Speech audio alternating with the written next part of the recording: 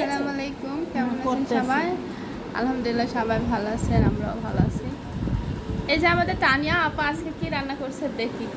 তানিয়া আপা কি রান্না করছেন বলুন তো? পদ্মা ইলিশ এটা কি হাত দিয়ে দেখান, একটু না দেখালে কেমন? এই যে দেখেন এটা কি ইলিশ মাছ, ইলিশ মাছ?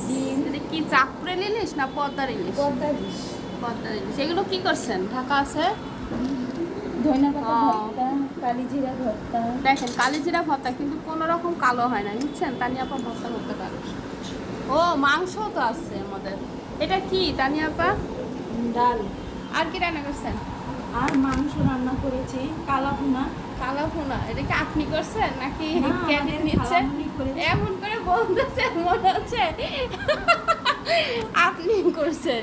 এখন কি আমি কালো ভুনাটা একটু দেখাবো নাকি উঠতে হবে? তাহলে আমাকে বসেছিলাম দেখা একটু সবাইকে কালো ভুনাটা।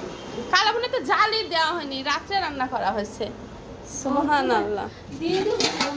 দেন এই যে এখনো জাল দিইনি, জাল দিলে এটা বোঝা যাবে। হ্যাঁ, কারণ রাত্রে রান্না করা হয়েছে তো। আর এটার মধ্যে ইলিশ মাছ আছে, সর্ষা ইলিশ। সর্ষা ইলিশ। হুম।